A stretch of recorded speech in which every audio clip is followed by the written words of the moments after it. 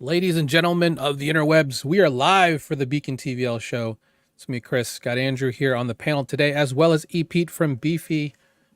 GM, gentlemen, good to see you all. Since Pete is here, of course, go Gators, gotta rock the gear. Go Gator. Gotta represent as the alums. So happy that I know, Andrew, you don't have one, so maybe I'll send you one. I don't know if you'll wear it, but sure, man, I'll wear it. You still haven't sent me my hat, so you know. Yeah, I got to do that. I have swag here that I'm supposed to send out to multiple people.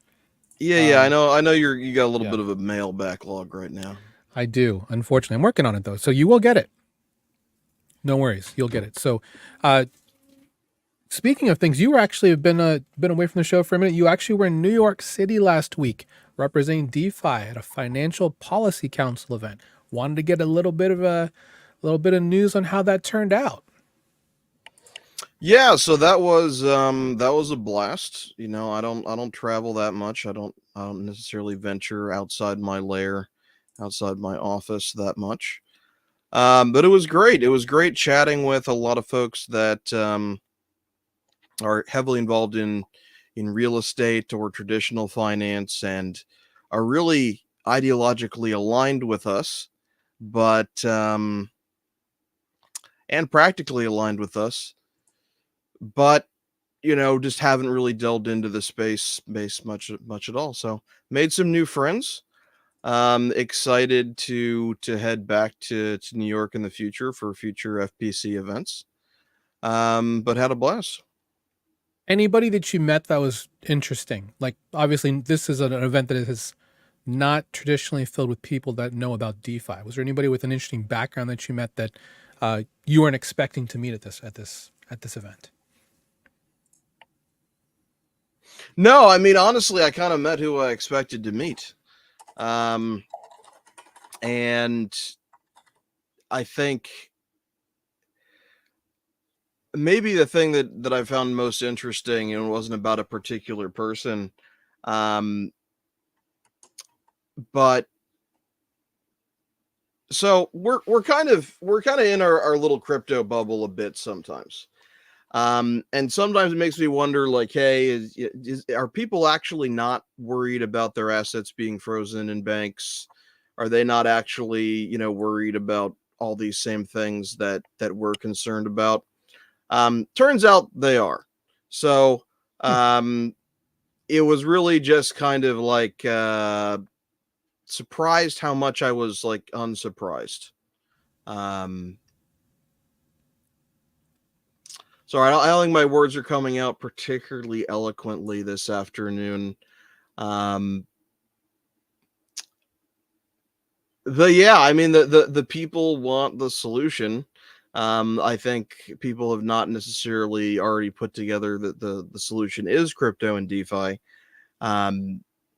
but they see the problem and they want the solution. Yeah, same with me. On the Memorial Day holiday, I went out to the lake and, you know, met with someone who works in the banking industry, knows a little bit about crypto, knew nothing about DeFi. So, you know, explaining on, you know, things we're passionate about was a bit of an eye-opening experience for this friend of mine. So people are going to be coming soon. I mean, and we're going to talk a little bit about a couple of things that will probably amplify that, at least this year being an election year. So, Pete, are you a fan of politics, sir? I would prefer to not need to worry about them, but it impacts a lot of people's lives, so it's very difficult to not follow it. I mistimed my segue because I forgot to talk about one thing. So we'll come back to that terrible segue. COINDESK's consensus is today in Austin. It has nothing to do with politics. Actually, I take that back. They have people from politics here. Hester Pierce from the Honorable Hester M. Pierce from the SEC, along with several senators. Tom Emmer, someone who specifically reached out to Chair Gensler last week and said to please, you know, be a normal person when it comes to crypto. They're all in Austin for the next couple of days for consensus. Only reason I bring this up, and again, this is for everybody who is in our community specifically, and if you're new to crypto, you're new to DeFi, you want to learn more about the industry, learn more about what's going on, go to Consensus's website here on CoinDesk.com, a leading industry publication for DeFi and news related to it. This is the 10th anniversary of their event here in Austin. They should be live streaming and getting recordings for a lot of the speakers that are here today. So if you want to learn more about the industry, want to show your friends more about this industry, please watch. This is going to be a really interesting and informative next couple of days. Speaking of a very good thing to look into, join our free group, Total Value Locked, TVL, school.com/Beacon. Hundreds of others have run there since our relaunch of this excellent community. And you get to learn how to become a competent DeFi investor safely and securely for free and learn from the best in the business. So join us at TVL. Now, I'm going to go back to my terribly linked segue. EB. The reason I'm asking is because apparently crypto has become a hot button item. Harris poll, paid for by Grayscale, by the way. No shock there. This came out yesterday. Apparently 1/3 of US voters that were polled say that they will weigh the candidates' crypto views before voting in this year's election. Not only that, 77% of the people they polled believe that the presidential candidate of their choice should know about crypto.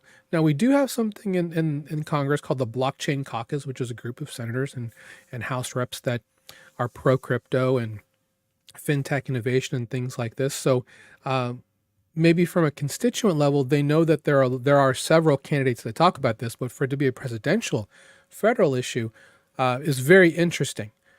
Another one I wanted to bring up before we get to talking about this, because I know, Andrew, this is your favorite thing to talk about. Good old Brad Garlinghouse, who is at Consensus, by the way, this week. Ripple has donated $25 million to Fair Shake, in addition to a previous amount of $25 million, so now $50 million total to Fair Shake, a super PAC that backs pro fintech, pro financial innovation, and pro crypto candidates, ultimately to try and get crypto education up and running with the majority of people who know nothing about crypto. Obviously, DeFi is not necessarily in that conversation, but hopefully that's where Beacon comes in. And lastly, former President Trump, looking to come back and win a second term, now accepts crypto donations, a first for a major party nominee. Now, if you want to donate to President Trump, you can do so with your crypto using Coinbase, because it is using Coinbase's crypto commerce engine for such things. So, Andrew, we'll start with you. And I know this is something you've kind of been looking into, but with this most recent finding, based on current political sentiment with voters, is crypto going to be a very hot mainstream item?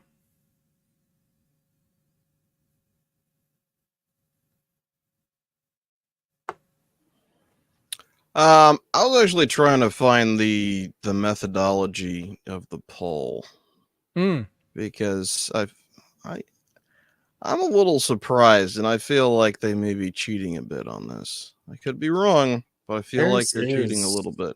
Pretty well known for their polling. I'm not sure but how it works whenever when you have a funded poll, yeah. I'm looking at. So they provide the user base.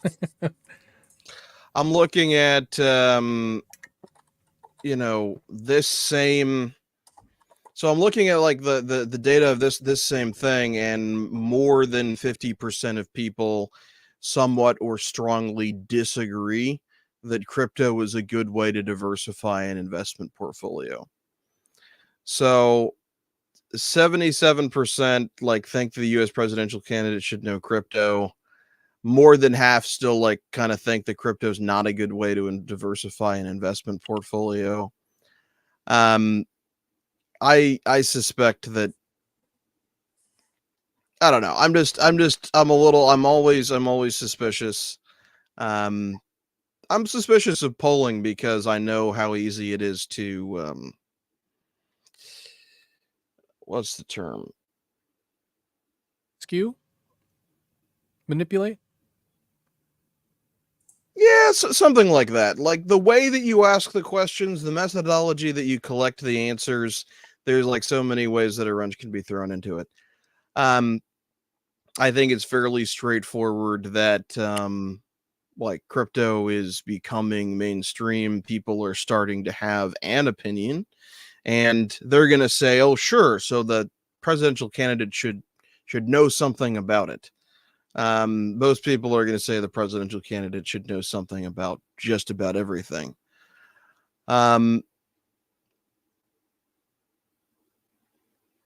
So yeah, I was caught up on reading like the 5-page report.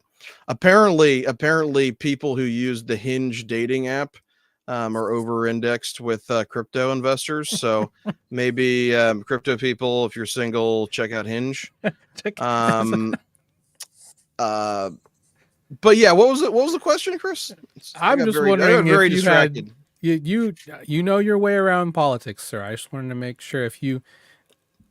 I mean, I know. And you'll never let me forget it, sir. Yes, I know. I just wanted to know: do you believe that, based off of these findings, or at least what we've just been talking about, that crypto is going to be a much hotter issue this election cycle than in ones previous? I know the answer is yes, but because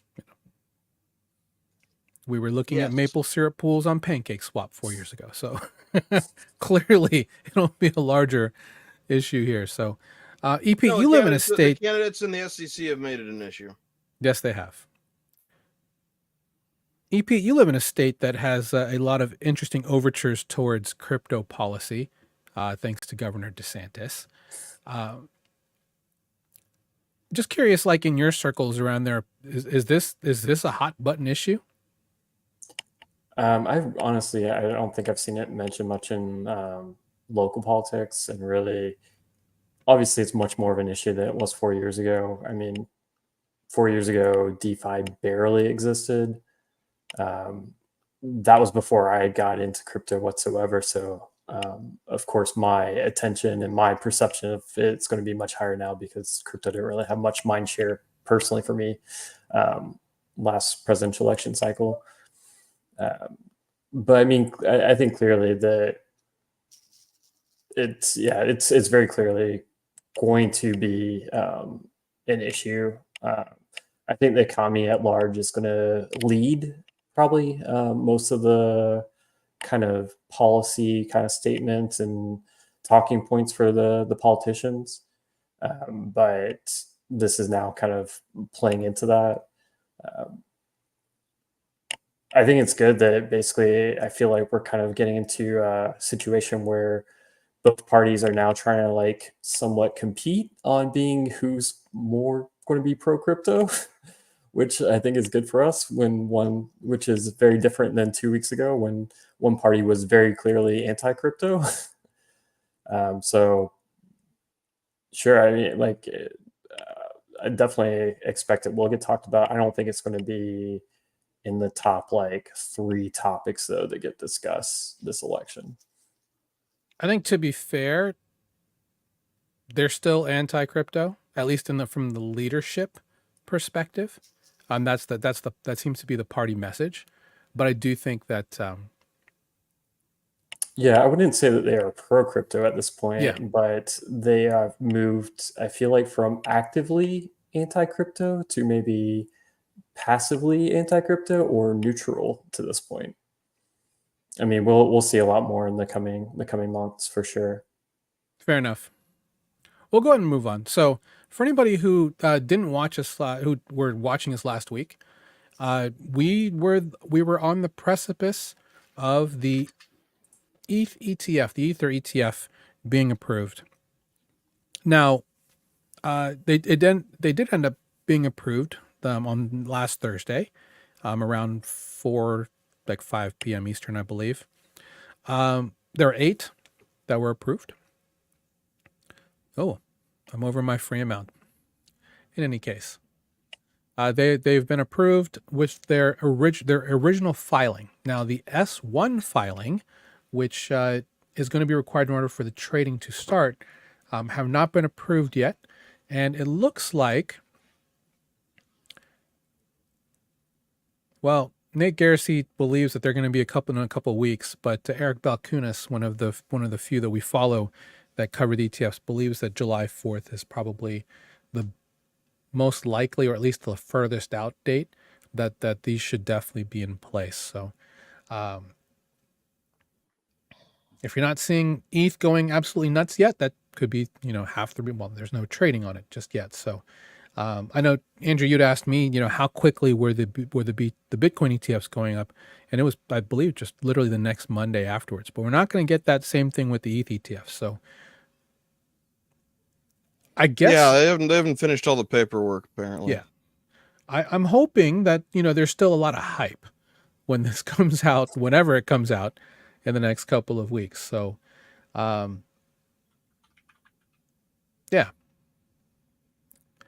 Because, the futures have been out on the CBOE, I'm sorry, CBOE, the CME for quite some time. They don't do all that well. They're okay. But, having this much, at least in terms of the open interest, I think maybe from the political boost, I'm hoping that hype is still there once these do go live. Hopefully in the next couple of weeks. In the next couple of weeks, good. July 4th, hopefully we start seeing some legs up, I guess. Just want to get either of your thoughts on this specific new timeline prediction. I think that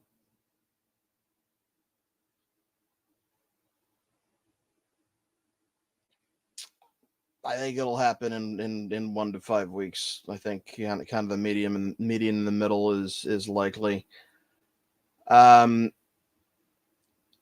I think, like with the Bitcoin ETF, there's a strong possibility that there's some short-term selling as people are able to get out that have been in the trust. But ultimately, whether or not this is helpful or if there's any short-term legs up, whether it's helpful on price action in the short term is going to depend on whether people buy it. I think ultimately there's been less institutional interest, less fund interest in ETH than Bitcoin. But we'll see what happens. ETH also is a smaller market cap, so fewer inflows can have an outsized impact on prices. Yeah, it'll be interesting to see what the relative interest is as far as like you mentioned compared to their market caps, because certainly will take a lot less inflows to move the price of Ethereum than Bitcoin. Yeah, I'm similar with you. I think in month plus, give or take a week is probably about where we're going to be at for these actually getting approved and setting up to be actually tradable. I think it'll be pretty natural for the same people that are taking positions in the Bitcoin ETFs to very likely take positions in the ETH ETF as well. And I think those will both continue to expand over time. And I mean, for me, it's pretty small compared to my timeline, because my timeline is pretty much infinite. So we'll look back on this and it'll be just a kind of another blip in the whole entirety of the history of crypto. It's true. Yeah, man. We'll just be, sitting in Ibiza, having a drink in front of our Lambos, looking back and just laughing at this moment, right? I would never buy a Lambo, by the way. I hurt my hips too much. Why not? What's wrong with Lambos? Nothing. I just have bad flexibility. It's going to hurt my hips, and there's not enough. I'm a stretch, larger brother. Gentleman. Stretch. Yeah, maybe I need to do that. Maybe I need to start getting into it, a stretch thing. If anybody knows a good stretch person or a stretch methodology, let me know. As we stray further from Satoshi's vision. Oh, yeah. Before going down that rabbit hole, I just wanted to say, with the BTC ETF, we didn't really see the price impacts for about 2 months. Kind of my base case is that that's been, that's kind of going to be what's likely. Who knows what'll happen, but I would expect any price impacts from the ETF launching to happen, 1 to 3 months afterwards. So I think we're looking at July to September impacts. Yeah, and you come in with some of these other world events that are going on, could be a ripe time to inject liquidity into the system. Fed, we are looking at you. Yeah, I mean, it's going to happen eventually. This is true. This is true. Well, I wanted to they can't stop printing money. They're gonna do it. Don't you worry, Chris. Oh yeah, they're will. definitely going to continue printing money. That's for sure. I wanted to ask both of you gentlemen, have you ever had an issue with holding on to passwords? Andrew, I know No. you don't, because you're really good with your seed phrases and your password security, using archival ink and archival paper that will never disintegrate, never ever. But how about you, EP? You good with your passwords? You're not losing any? So yeah, I'm pretty good with storing them. The issue was that I was storing them with LastPass, and the questionable who else has had access to those. So the wallet that I had stored the seed phrase in LastPass no longer has any assets in it. That's very smart. That's very smart. Well, that's a really another segue, but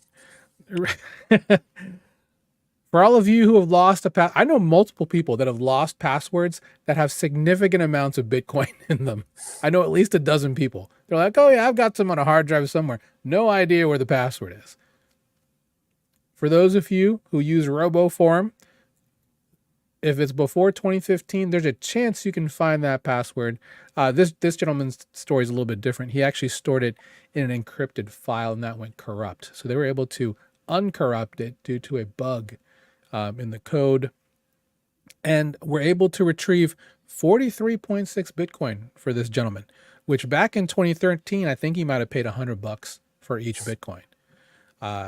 He plans to hold it till he plans to hold it till 100K Bitcoin. So congrats to that gentleman. Currently at a value of $3 million. So, just like the guy who held SHIB from 27, from like $27 to 2.2 mil. Diamond hands, whether you like it or not. Good for you guys. So hopium for all of you who have lost a password. Keep looking for it. You might find it. Could be something, really interesting. So, Solana. Ditching token burning fees and diverting 100% of priority fees to validators. Now, I'm going to really just do a high level view of this because people probably don't want to know about going into the weeds about how Solana's fees work. Basically, it's very cheap. Solana is a believes in volume over single transaction quantity. And for users, if you want to guarantee, you can actually broker out these priority fees. And 50% of those fees were going to back to the supply to be burnt. So the governance has gone through and has now voted to remove that. And it's all going back to validators. So validators should now be getting more of this money back. I was really hoping that this was going to lead to something more interesting, but it turns out it's just over priority fees. So there you go. Solana will still remain, unfortunately, not the most stable when it comes to signing your transactions. So again, when in doubt, try again when it comes to Solana. I have to imagine though that the priority fees are the lion's share of the total fees, aren't they? They can be, depending on what they've brokered out. I know that Jito, and that's actually mentioned in this article, because they handle MEV. has gotten, quite a bit out of this. So, yeah, I think this will be more efficient, help out a little bit. This could lead to a little bit more inflation on Sol. So I'm not sure exactly. I mean, because you're not burning 50% of that fee anymore. So not even sure how much that really affected. I don't see Solana as ultrasound, a term that we use for ETH. But yeah, that passed. Whether or not it helps out Solana in the future, they're kind of going through a change in identity sometime soon, hopefully with the new Fired Answer clients and stuff that are coming through. But for anyone who's been watching Solana closely, there you go. I'm going to move on to another thing with regards to fintech. And this is, I just wanted to definitely, put the disclosure. I'm affected by this. We have mentioned, some of these protocols in our content previously. We no longer will be recommending any of these services until any of these issues have been resolved. So just wanted to put that out there first. Synapse, which is this banking as a service provider for a lot of these fintech companies that were using. I mean, I don't think Yada actually did. I don't know if they necessarily did a ton of crypto, but they, it was a lot of technology, being able to move money around. What do you do when the one banking as a service provider goes away? Unfortunately, Synapse filed for Chapter 11 bankruptcy last week. And it's left hundreds of thousands of people in a situation where they have their money frozen and cannot get it out. For some people, specifically, at least in Juno is a bit handicapped on this because they actually had incentives for people who would actually direct deposit paychecks because they are partnered here with Evolve, but this banking as a service provider was the rails in between that, getting money back and forth because they had a debit card. They had a couple different things that were available and you could get points towards gift cards and stuff like that. And people were using these services as a way to both buy crypto, DCA, and also to pay bills. It just gave them that, that technological ability to do that. So there are people with lots of money tied up in this. Lineage Bank, which handles the payment processing for this, has the money in an account, but I guess they're waiting for legal things, and there's a lot of legal stuff here. I'd recommend, if you're curious about this, Jason Mikula, I believe is his last name. I've been following him for a couple weeks now.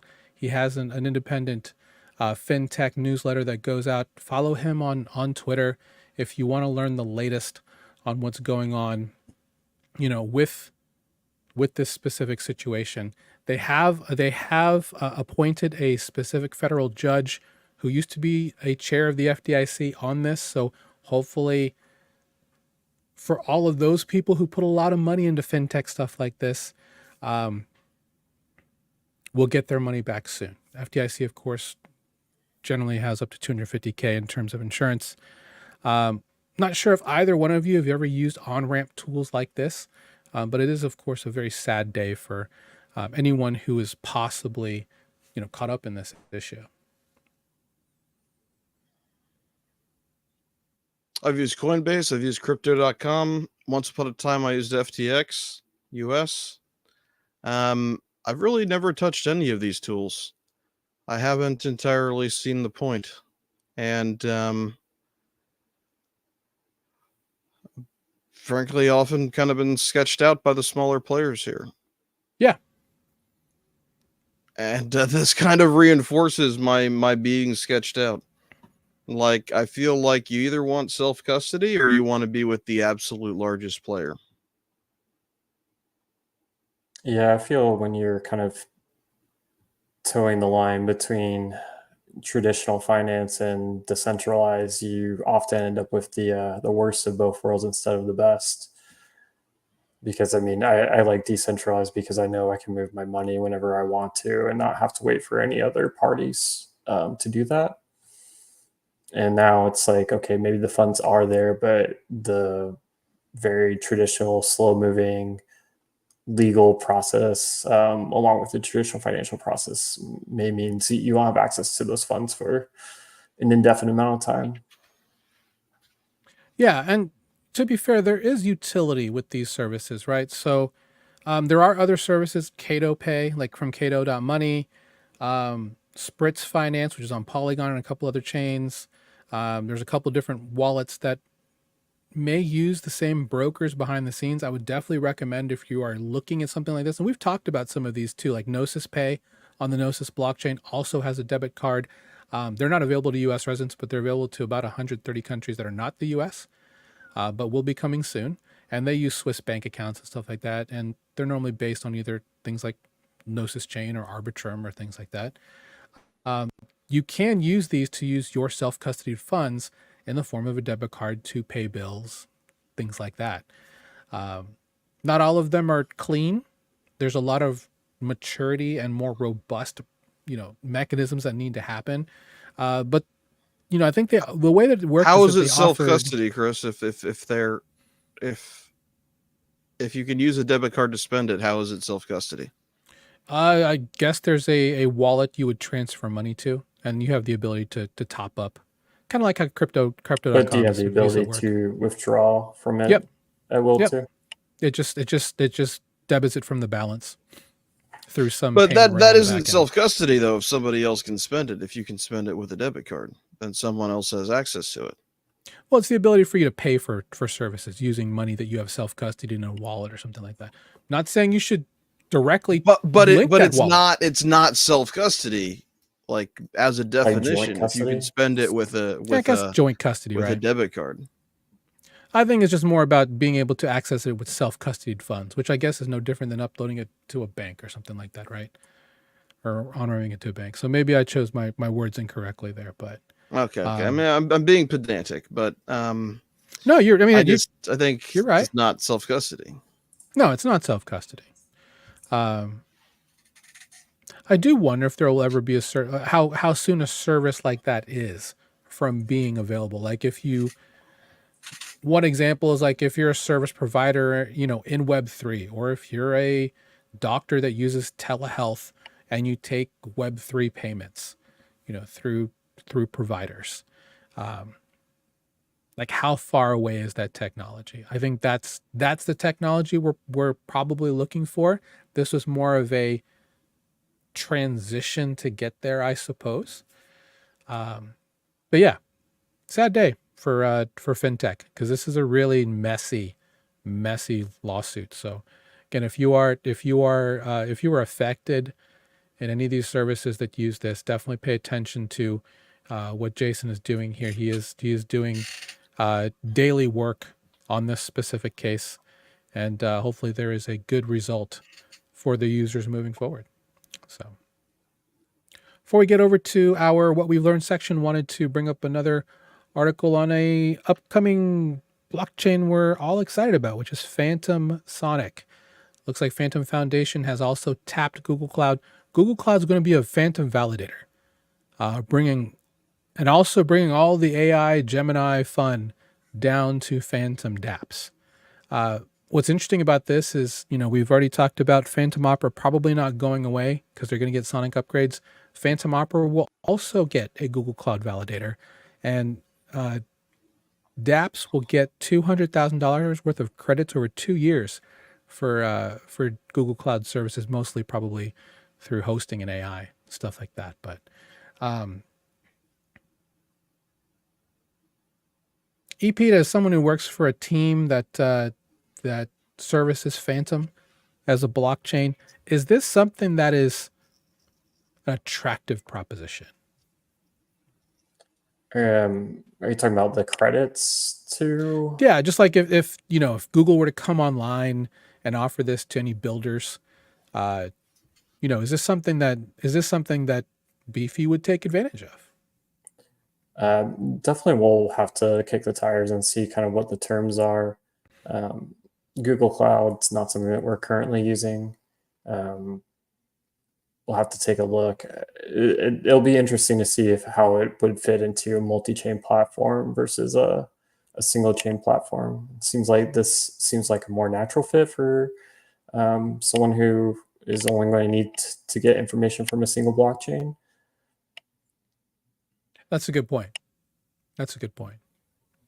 I'm curious though, with the upgrade to Sonic, I'm just going to make the assumption that is on your guys' radar for a possible target to start to optimize as well. How they could, bring in tools from, someone like Google, AI-based tools, Gemini to possibly get more data available to you guys. Again, like I said, that's way in the weeds. I don't know if they even use the same infrastructure, that if there's a translation, between what happens on Google's cloud as opposed to, what happens in subgraphs and stuff like that. But interesting proposition for them to come down.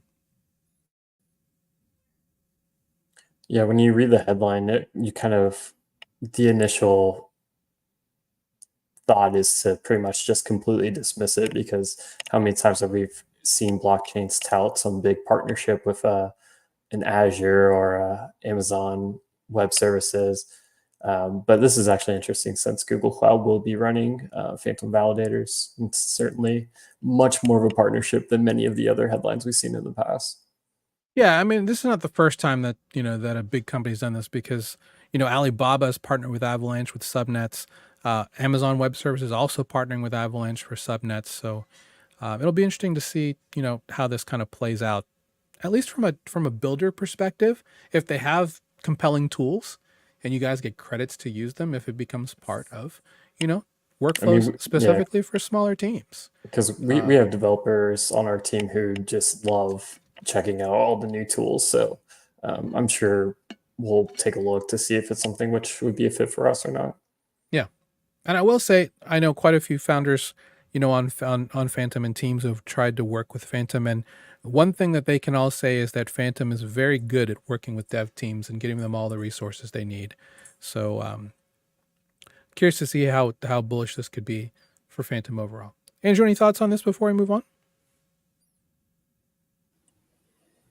I just want to know if VP thinks that Fantom Sonic is cool. Ooh. Or if he thinks it's overrated.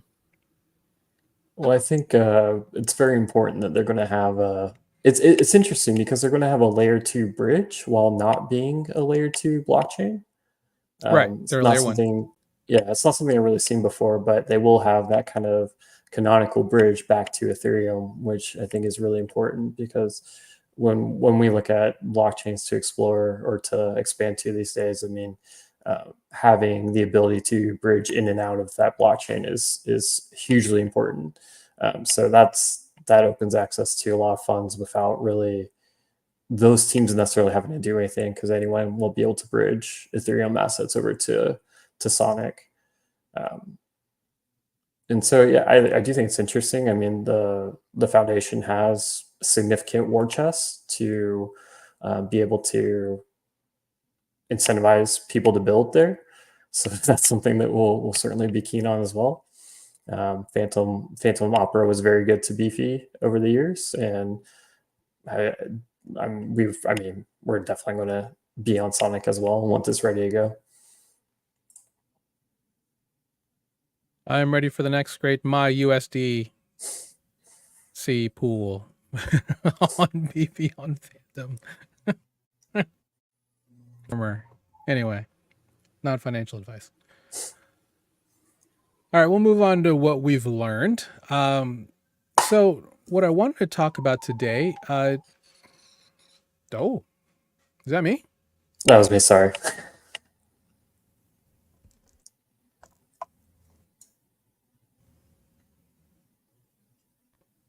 Can you hear me? Yeah, I can hear you. Yep. Okay, cool. Weird.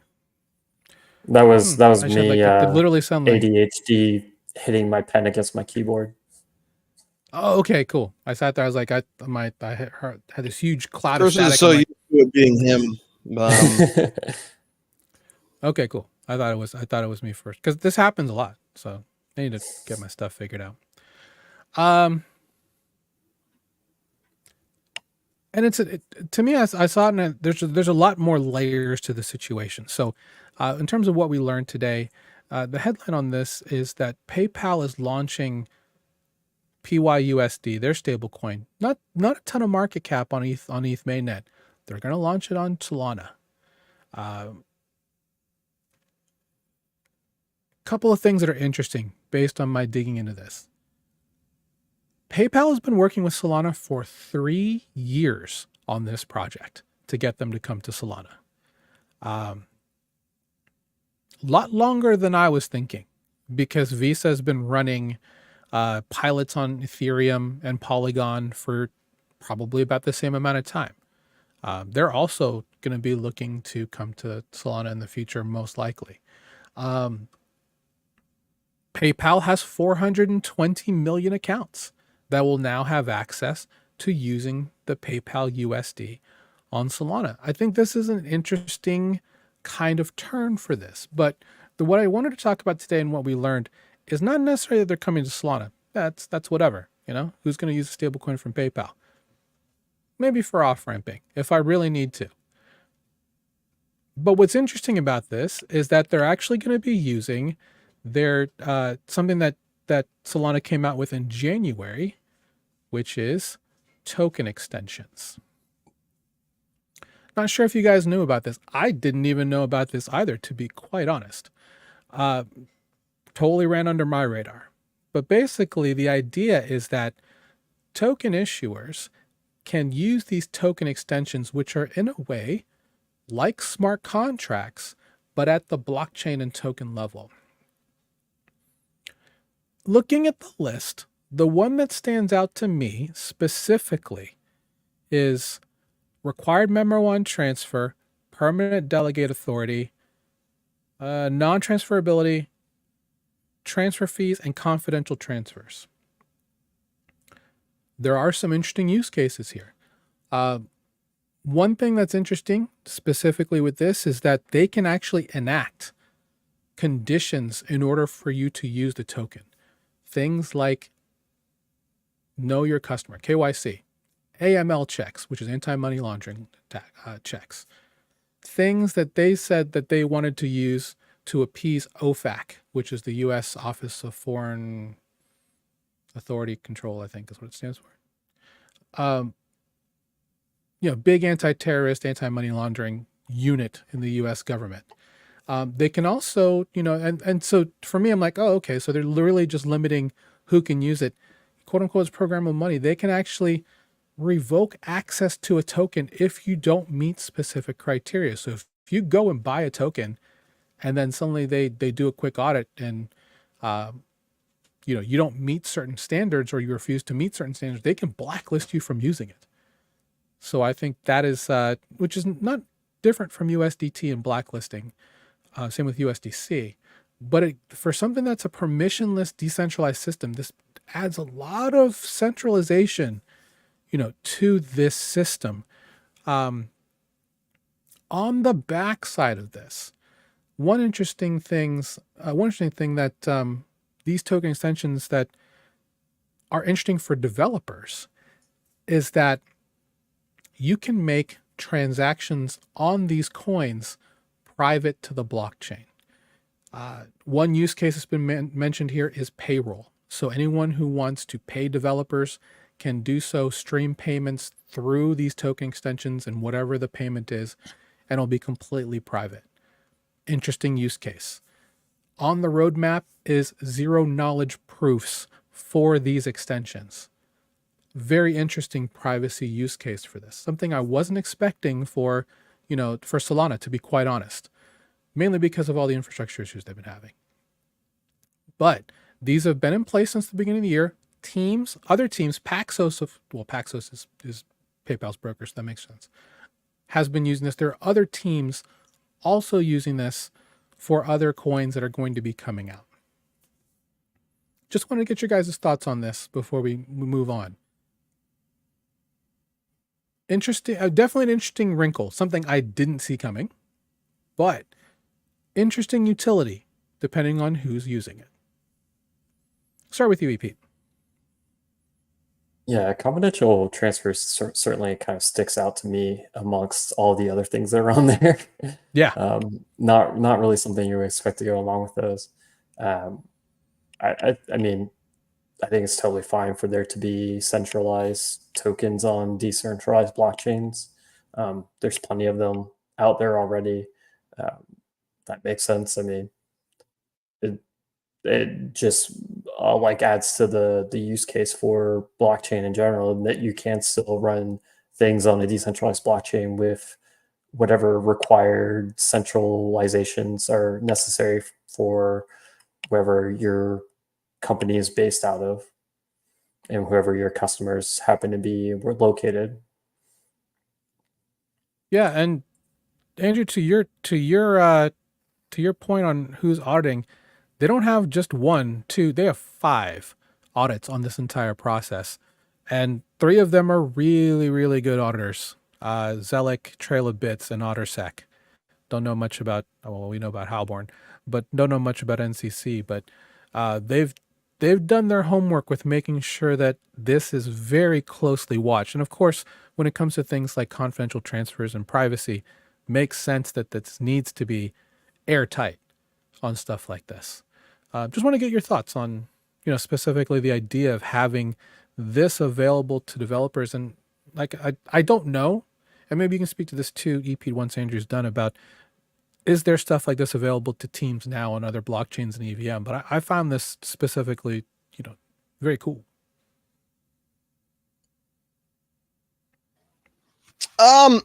It's interesting that they're getting into the private transaction or the confidential transfer stuff. I'm not sure really how they do that with the architecture of Solana. I really don't understand how you do that without ZKs.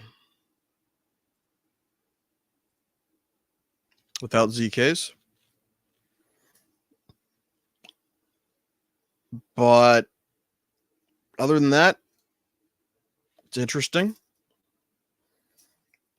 It looks like Solana is continuing to kind of play to bring in people that are new to blockchain infrastructure onto their chain. And as a Solana 2 phone pre-orderer, I wish them all the best so they can airdrop me some more meme coins. Yes, airdrop him all the KY seed coins available that he can use privately, of course. My guess, I'll be happy Andrew, to privately use, mm-hmm. PayPal Moon token. I think the answer may lie here, honestly, Andrew, because it's already supported on things like Fantom Wallet, Solflare, and I guess at this DEX I've never heard of called actually this is a bot called Fluxbeam. So it could be at the software level because these are available to developers. My guess is they're going to envelop these things in code inside of a separate wallet.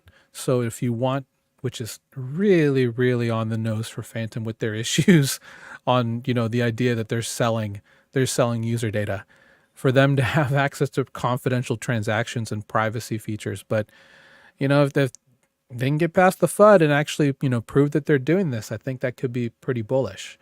Another use case for this is transfer limits. So the ability to keep people from, not rugging, but, mass transfer of, certain things. Like you can only transfer this much out per transaction or at all. Normally it's called like a whale tax or something like that. That is interesting. But yeah, it's a different take on smart contracts, at least in my opinion, with my IT hat on. I'm curious to see, because this is already built, you don't have to engineer too much for it. You just have to use the APIs to access the features and then build what you need to. So, yeah, I'm curious to see how this works specifically for payments. Solana has a very large Web 2 presence now. They are built in with Shopify and a couple of different other e-commerce platforms. So the ability to have probably not competent, but well-regulated, I guess is the better word, stable coins and other forms of payment that will be used using Solana probably would be, I think, top of mind what comes off of this. And I think, to your point, Andrew, as a Solana Saga 2 phone pre-orderer, that there could be more privacy coming to your phone using token extensions and other dApps that will support that in-app, in-phone, things like that. So, yeah, I'm definitely interested to see this. This actually, I was, I had no idea what the future of PayPal USD was going to be. Not bullish on it anymore. I mean, any more than I'm indifferent to this news. I'm more curious about the news on what others will build on this, specifically on a blockchain that hosts things like pump.fun. So, Yeah, what meme coins are utilizing these token extensions? yeah, confidential transfers, right? Using Jenner or whatever else is out there. Bowden and Trump. I guess we'll see what happens. So, but yeah, I just wanted to talk about that in the what we've learned section. It's interesting. So for a lot of people that are brand new to this space, stable coins are honestly the killer app of crypto. The ability to have good liquid coins that are backed by major institutions that are redeemable 1-to-1 for a US dollar is going to be key moving forward to transitioning to a full ecosystem of what we're looking at with DeFi. So very pleasantly surprised to see this in here. I'm hoping that more people, utilize these things for good as opposed to bad. And we'll see what happens. So. Curious though how that would work with since they're already on Ethereum as well. Is like, are they going to have different functionality for Solana versus Ethereum? Oh, like for wrap tokens? Yeah, just like, are they pretty much going to like abandon Ethereum if they don't have the same code available to them that they do on Solana? That's a good point. That's a really good point. I don't know. I hadn't really thought about that. That also kind of brings into play, a lot of the work that both Wormhole and Axelar have been doing with their new token standards. Are these things that possibly take advantage of these? So I guess the other question I didn't have you answer yet, Pete, is are things like this available to builders on Ethereum right now? I don't know the full details of all of them, but it seems like all these things likely could be put into a token contract, right? Without it being like an officially adopted EAP, like EIP, like approved token standard. It's probably not something that's really going to get a ton of adoption. So I think it's technically probably available, more or less on EVM blockchains, but it's very different comparing that to like something that's backed by the actual blockchain, to be kind of the part of their, because really Solana mostly just kind of has like a single standard for tokens, or for SPL. Yeah, so I mean, basically, it's kind of like canonically available for Solana. So I think that's a pretty big differentiator than just it being probably like technically able to be put into a single token, and also having those audits available for it is going to increase a lot of confidence for other people to utilize it.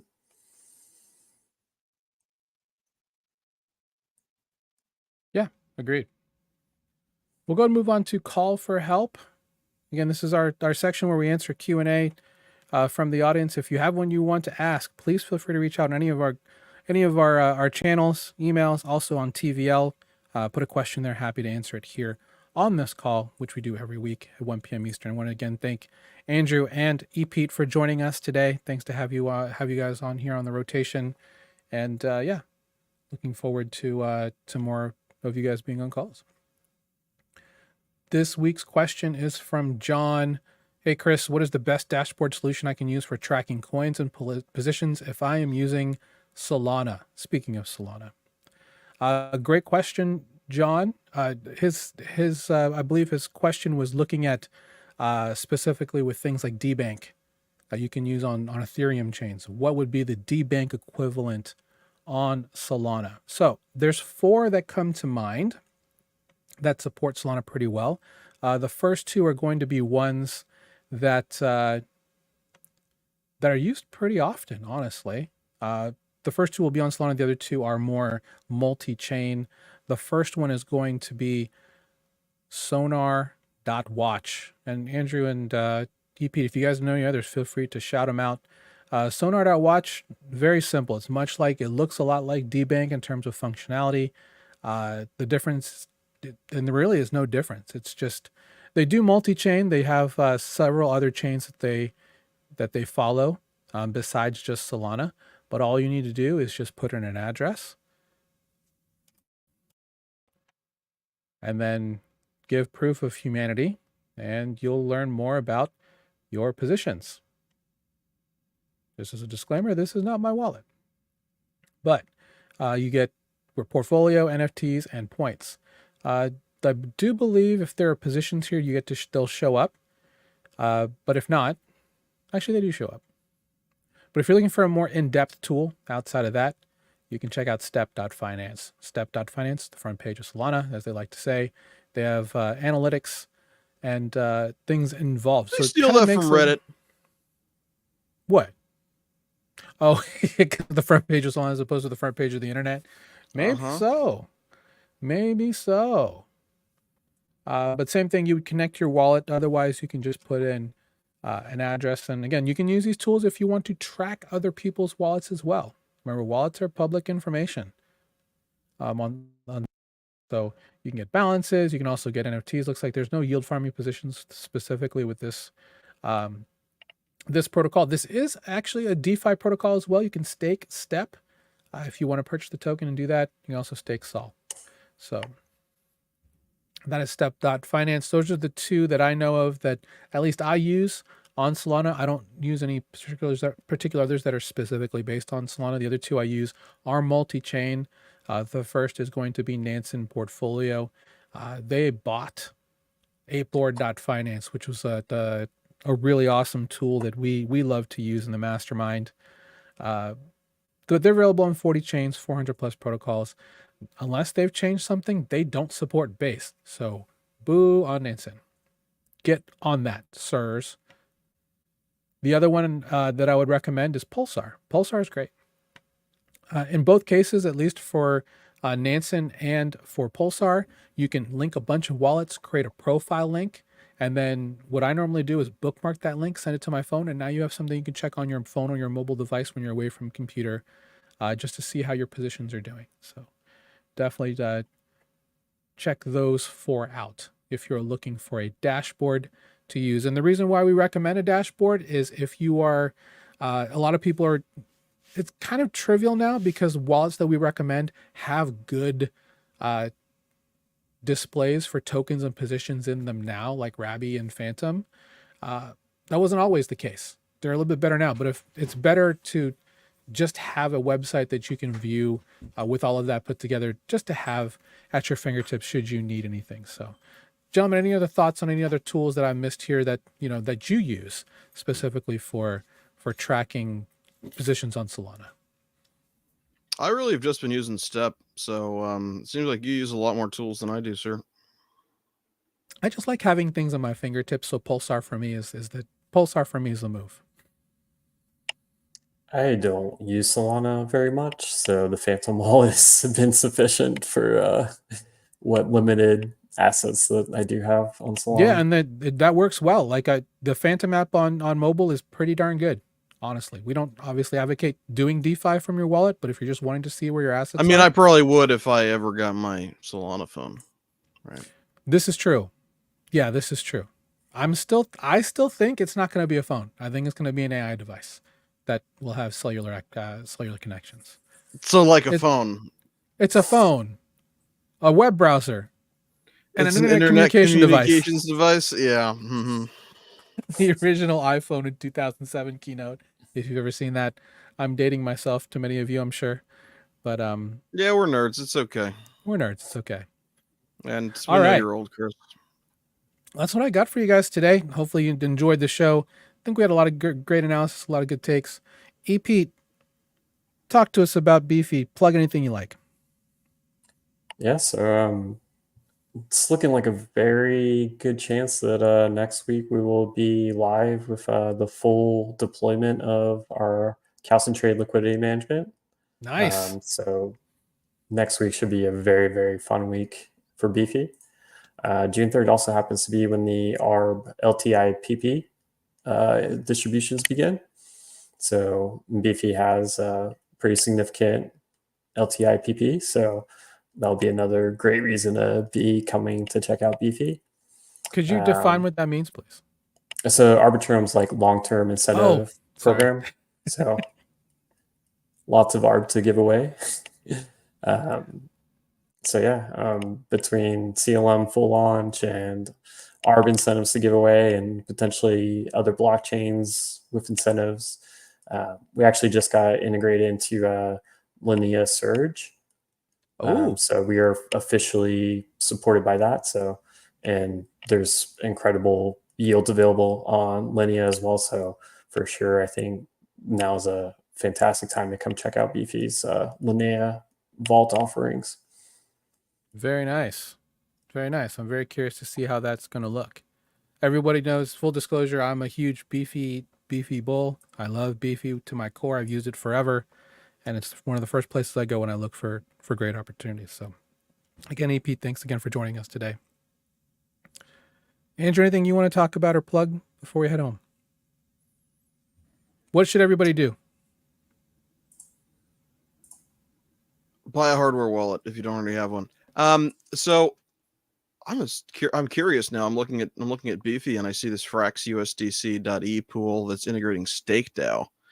I'm a little curious about that. It looks like this just opened up. So I don't think I've seen Beefy automate StakeDAO before, so kind of curious. Yeah, and if you click into it, you'll see why you previously hadn't seen that before.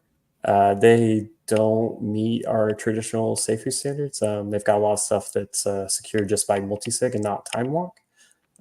So that is a departure that we have for well-established protocols that have been around for a while. We have implemented them now, but we will put that disclaimer once you go into the vault that that's a risk that you're exposed to with that platform, with that vault. Right. Yes, I see the alarming orange text or orange background. Thank you. What chain is that on? Deal. Mainnet, right? Arbitrum. Oh, it's on Arbitrum. Okay, just curious because no StakeDAO's on multiple chains. So. All right, but I meant, Andrew, that what should people do with the stream? Oh, they should like it and comment on it and also subscribe. Thank you. Tell all your friends. We're here every week, Wednesday, 1 p.m. Eastern.